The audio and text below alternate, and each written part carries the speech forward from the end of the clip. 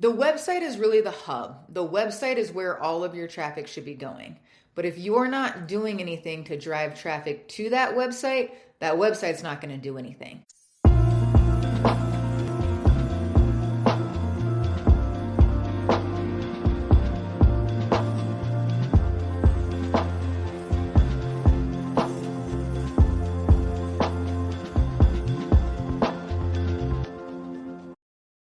Well, hey, welcome back to the Amanda Kaufman Show. And today I am joined by Paige Wiese, who is the founder, CEO, and general badass for Tree Ring Digital. She's got 16 years of experience working across multiple different industries.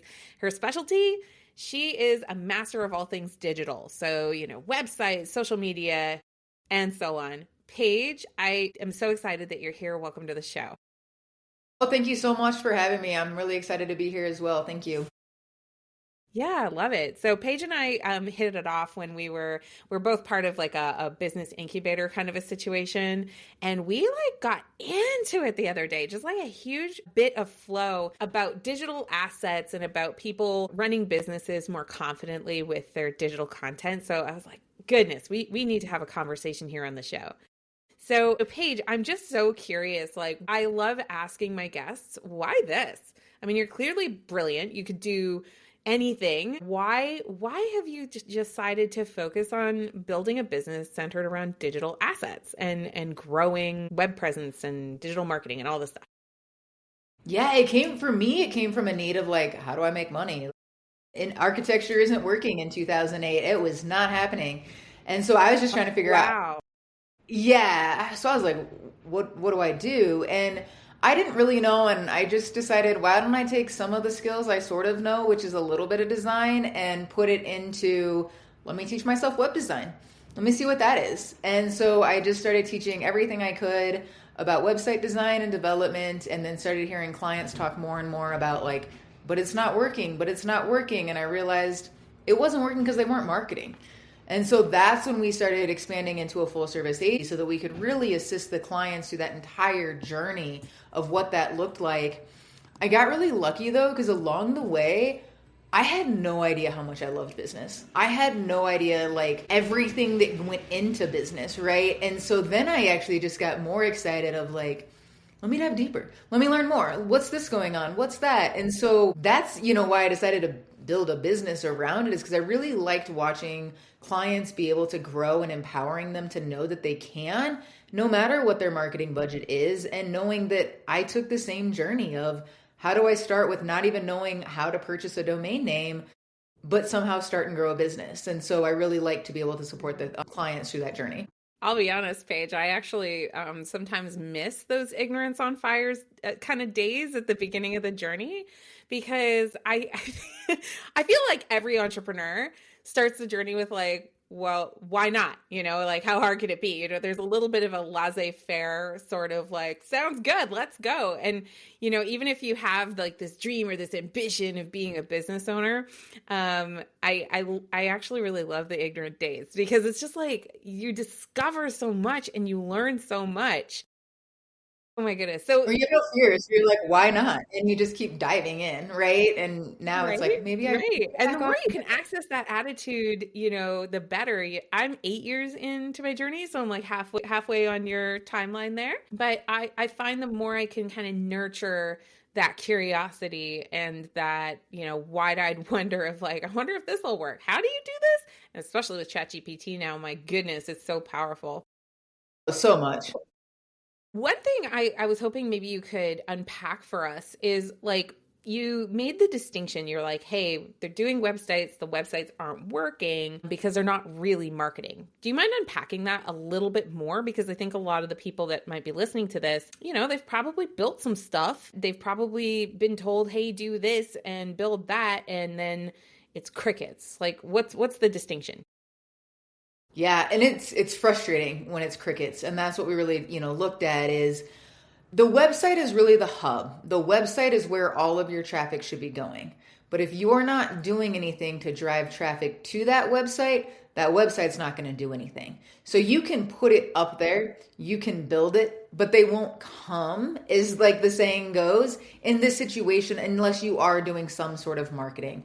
Marketing can come in a variety of ways. However, just building a website is not going to automatically bring you all of it. Building the most amazing website with all automation, streamlining, and processes in place won't make visitors come to the site. You still have to be out promoting your brand, getting brand recognition, and getting it all out there before it'll actually start generating leads. And that's really where that difference starts to come in. Is once we start marketing, though, yes, we want the website to have the right messaging, tell the story, be generating the leads, getting them through that pipeline and process.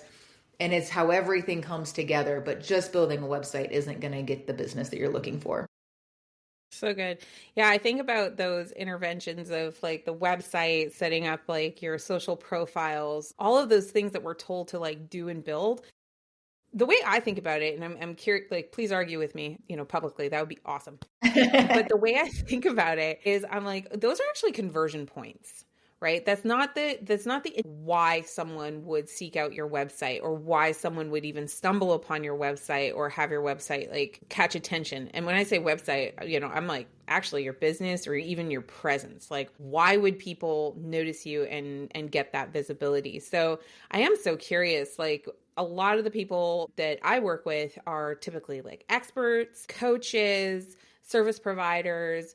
What are some of your favorite kind of go-to tactics to get that traffic happening and kind of activate into the marketing? I think, with that, especially in that coaches consultant space, that is one of the few areas that I start saying you really do have to start niching. I'm not a big advocate for like niche. You look at my company, we haven't really niched. We help all industries, all different, services that we offer. But when it comes to, and when we look at like, how do we get ranking higher in the search engine? You can't just rank higher because you're a consultant or a coach or, a speaker. You really have to get into what is that user looking for that's going to hire you. And that is where you start to stand out. And when you can carry that messaging through everything that you're doing and really position yourself into that, then yes, people will start wanting to hire you. You're standing out and they're seeking you specifically. It also starts to narrow out how much your competition is. Because again, if you're just trying to go after coaching, there's so many out there. But when you can go into a specific thing like executive consultant in oil and gas, that person that's looking is going to type that into a search engine or, stumble upon you on LinkedIn or Facebook or something and want to follow and learn everything about you, pick up your book, whatever that looks like. And so that's really where you're starting to, focus on your messaging and how to get that back to the site.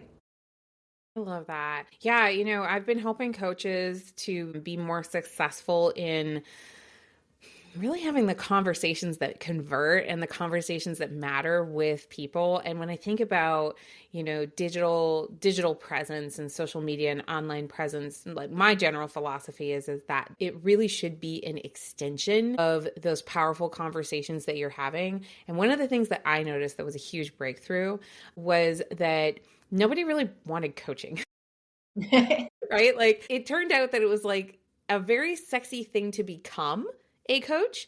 But when it came to proposing to somebody else, like, hey, let me coach you, it was like, whoa, totally different kind of a conversation. And what I realized is like, coaching is kind of there's an authoritative leadership piece to it. And if you're not leading a clear process, a clear set of steps that somebody is walking through, it's very hard for people to conceptualize, why do I need you? Mm-hmm.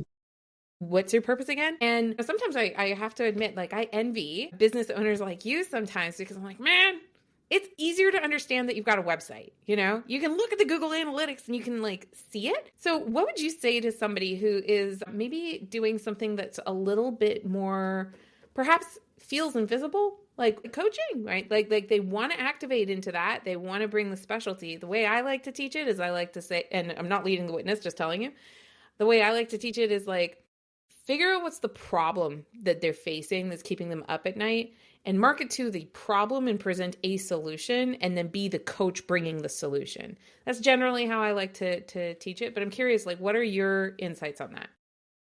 Yeah, I mean you're right. You're calling it problem. I would call it the pain point, right? Like what is it that is keeping them up at night? What is it that they're trying to solve and how can you solve that and make it easy on them? As a business owner or, like whatever they're going through, life coaching, whatever it looks like, they're lost, they're stuck, they don't know, and they really are looking for an expert to come in and take care of that. And what does that look like? For different people, it's different levels. Is it kind of a do-it-yourself with a walkthrough? Is it a full-blown done-for-you service? And even knowing what is it that you're trying to provide in that space and really identifying what that ideal client looks like for you will help you be able to target to that pain point even more as you go through. I mean, for example, I know as I continue to grow and change and scale, it's like, okay, so I've gotten this far, but I need someone who can get me that far, or I need someone who can change me into helping me with this issue.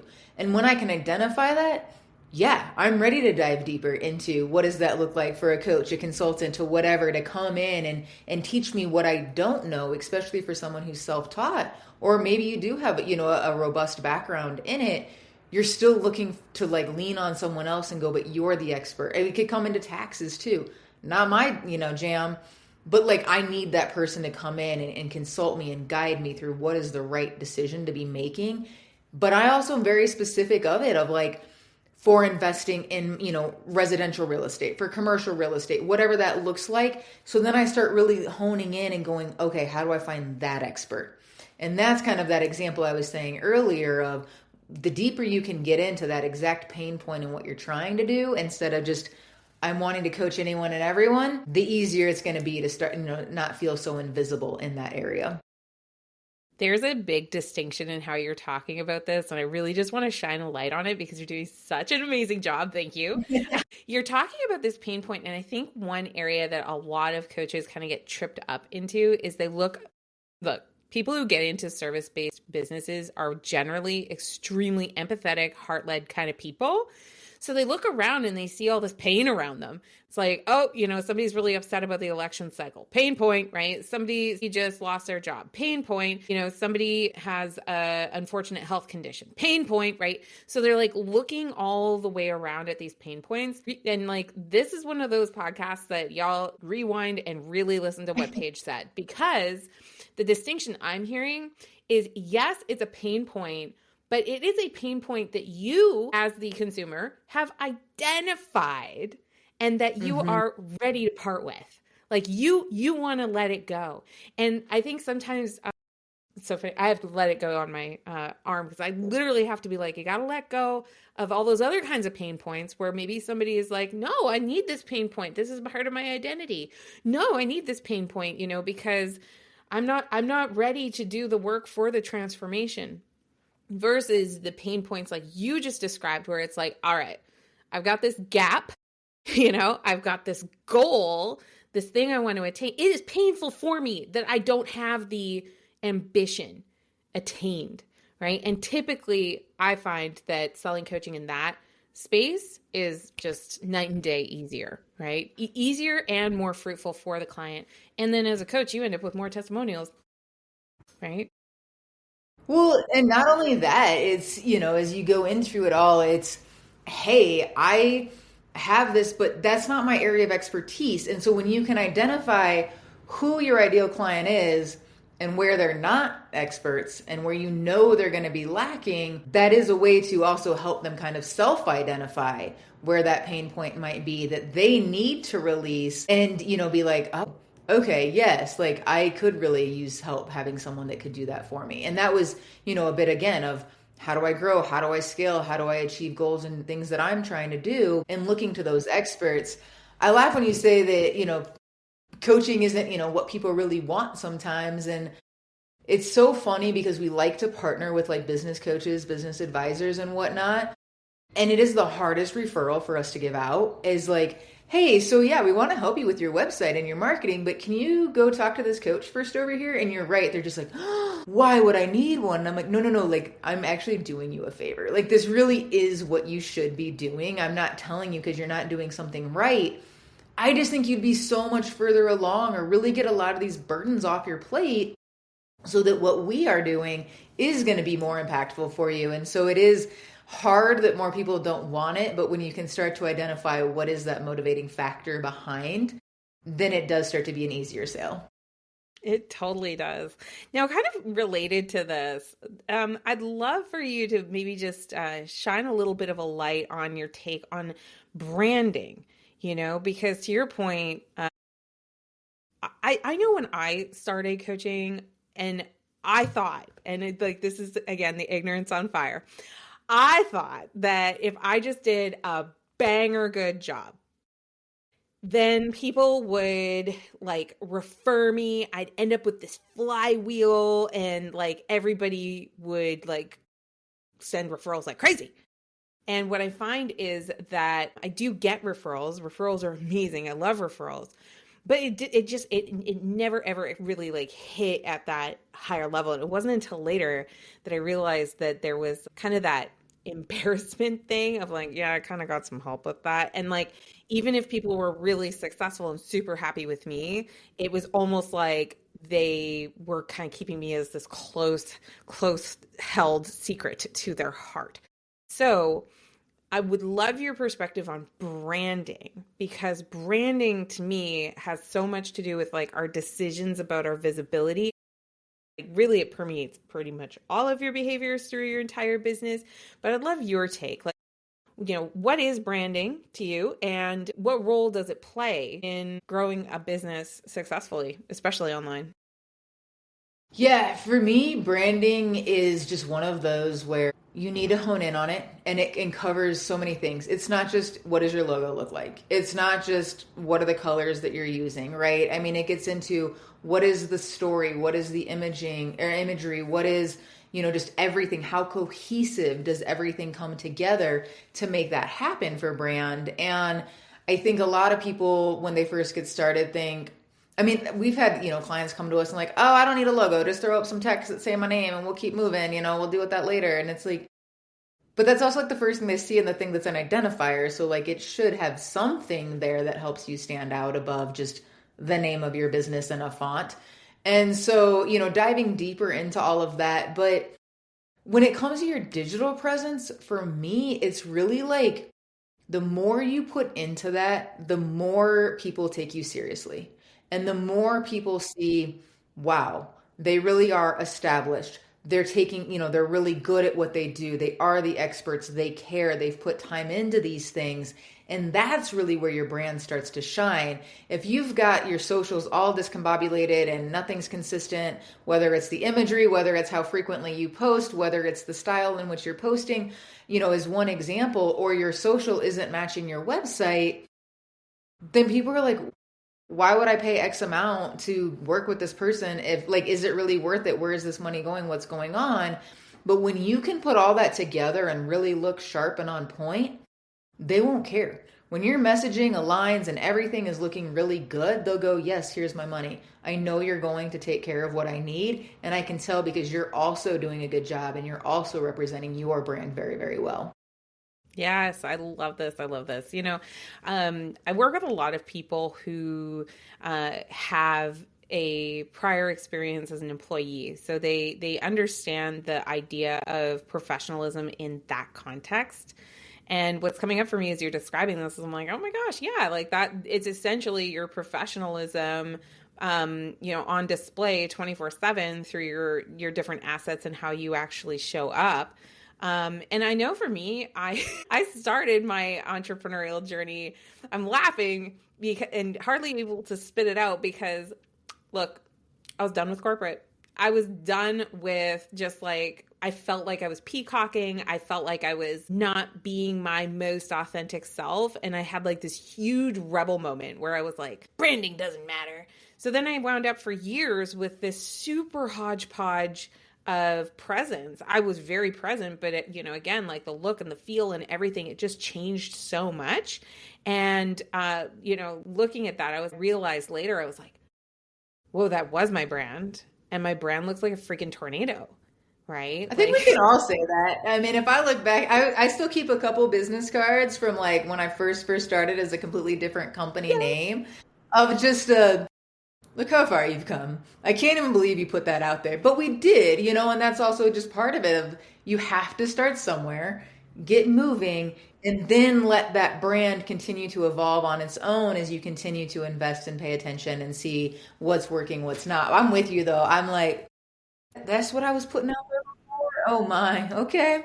So it's just a nice little reminder where we've come from. It's so true. It's so true. And for me too, it was also a reminder of like the value of building relationships across multiple different disciplines, because, I was able to like build friendships and build connections and business connections with people who did really have aesthetic talent, right? Not just the eye, but like they could actually say, "Hey girl, like, you might want to just like that's garish. Like, let's figure something else out." So good. Well, Paige, what is the best way for people to keep up with you and follow you?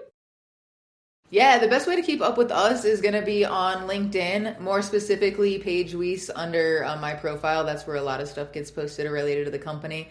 I'm personally not that great on the company side of it all. We're still kind of mixing, but I just know, I'm out there so much that it's a great way to stay in touch with me.